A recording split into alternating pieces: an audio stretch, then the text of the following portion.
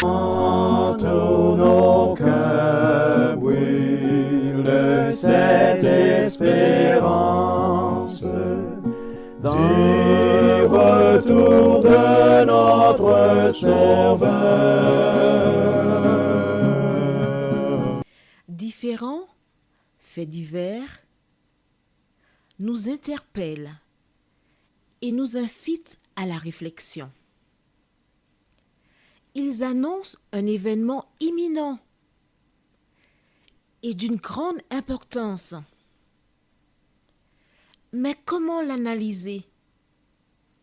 En écoutant Jean-Claude qui, à la lumière de la Bible, t'accompagnera et te permettra d'être prête, d'être prêt pour le retour de Jésus. Note que les éditions spéciales sont disponibles sur YouTube. Quelle est la réponse 2? Le 2, c'est le chiffre. Je te salue fraternellement en Jésus-Christ, le Sauveur du monde. C'est Jean-Claude qui partage avec toi cette nouvelle série qui s'intitule « Découvrir la vérité ». Marco et Jean-Claude, nous sommes très heureux de te retrouver afin de partager encore les bénédictions de l'Éternel. Aujourd'hui, nous voyons devenir riches. Juste avant, prions.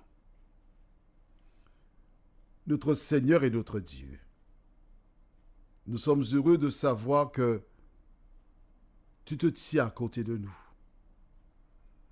Nous sommes heureux de savoir que nous ne sommes pas seuls à affronter toutes les épreuves de la vie et que tu nous aimes. Nous sommes heureux de savoir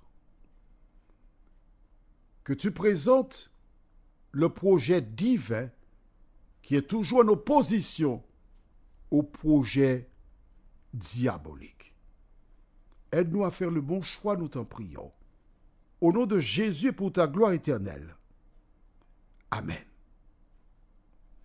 Nous avons vu précédemment, rappelle-toi, comment Abimelech s'est offusqué.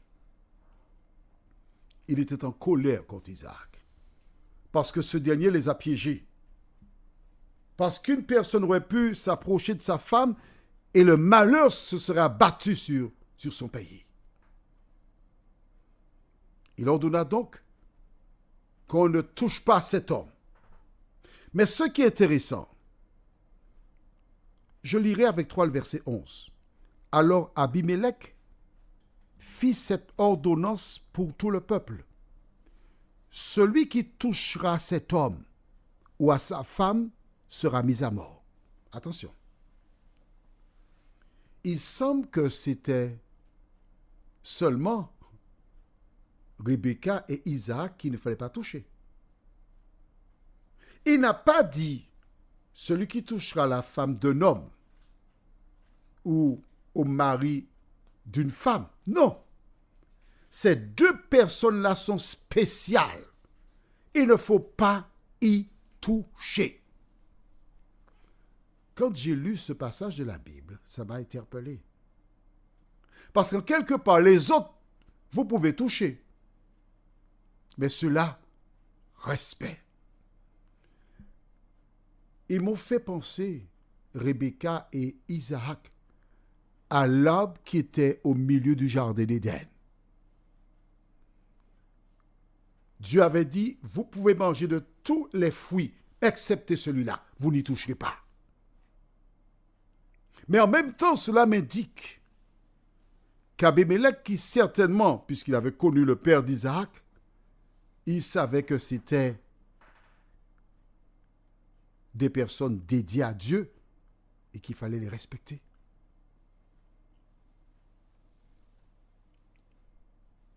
Qu'arrive-t-il lorsqu'une personne est consacrée à Dieu? Aujourd'hui, nous avons dit que nous verrons comment devenir riche. Il existe des communautés où on promet aux gens, tu deviendras millionnaire, tu deviendras riche, tu as des voitures, tu as des maisons. Laisse-moi te dire une chose, hein. Écoute bien. Ceci, c'est l'évangile diabolique. Car Jésus, quand il vint sur cette terre, il vint au monde dans une étable. Tu veux me faire comprendre que Dieu n'a pas pu faire construire une super baraque pour que Marie mette au monde Jésus? C'est pas n'importe qui, c'est Jésus quand même, le créateur du monde. Non! Jésus naquit dans une étable, afin que quelle que soit la femme de condition humble, qui n'a pas les moyens, sache que le Sauveur du monde est né dans les mêmes conditions que l'enfant qu'elle met au monde.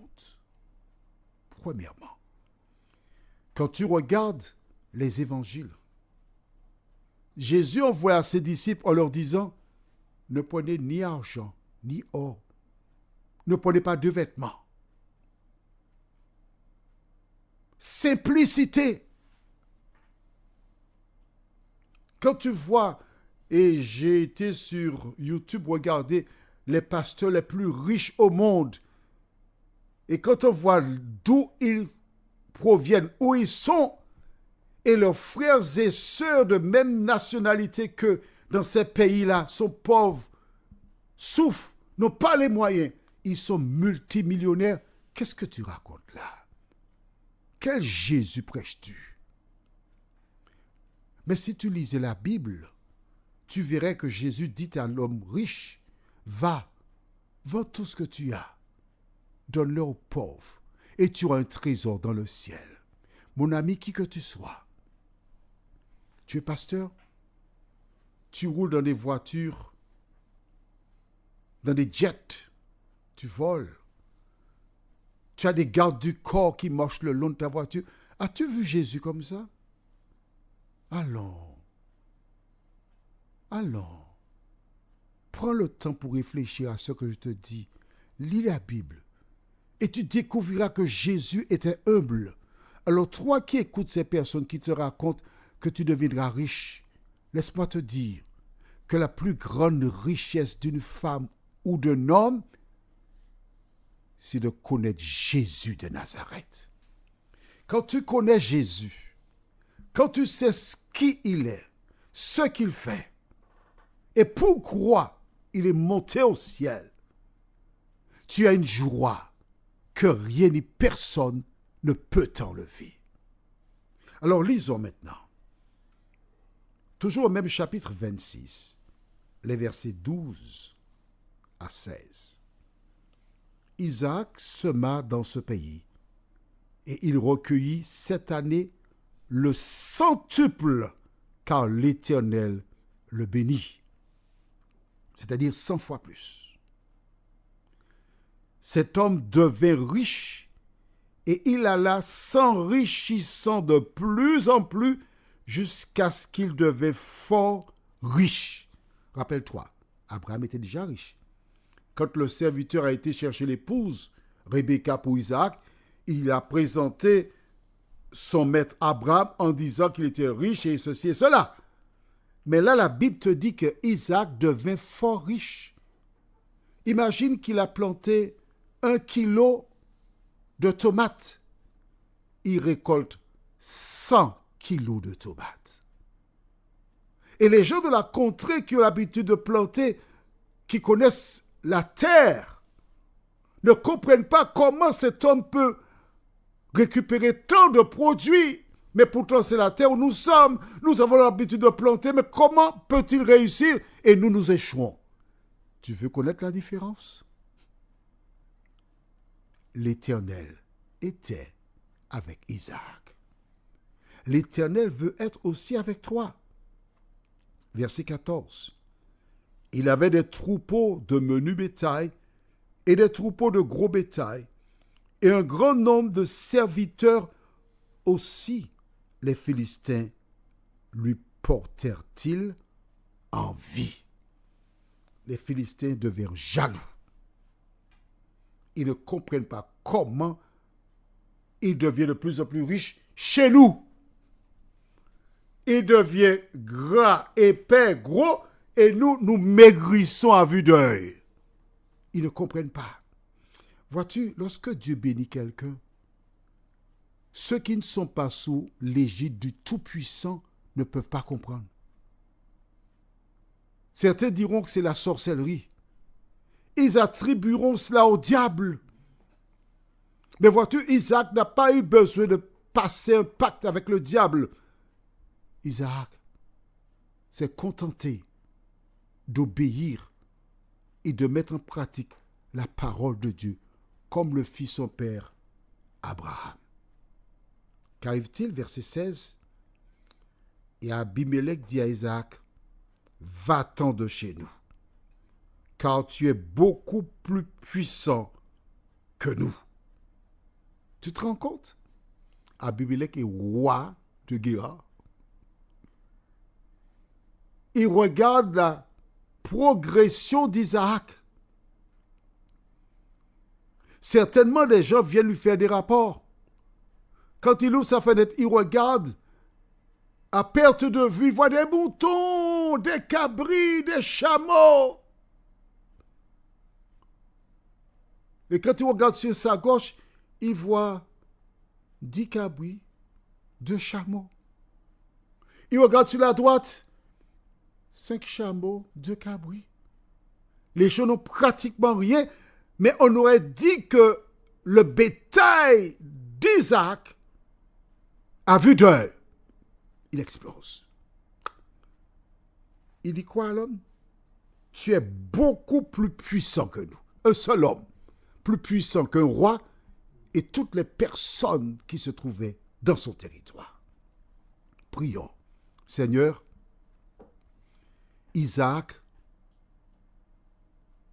n'a pas fait ce que les pasteurs modernes, certains, déclarent. Il était avec toi. Que toutes celles et ceux, Seigneur, qui lisent la parole, qui ont entendu ce message, se positionnent et comprennent que la richesse, c'est toi qui la donnes. Et quand tu ne nous donnes pas la richesse, c'est par amour pour nous sauver. Merci de nous aider à nous contenter de ce que nous avons, au nom de Jésus, pour ta gloire éternelle. Amen.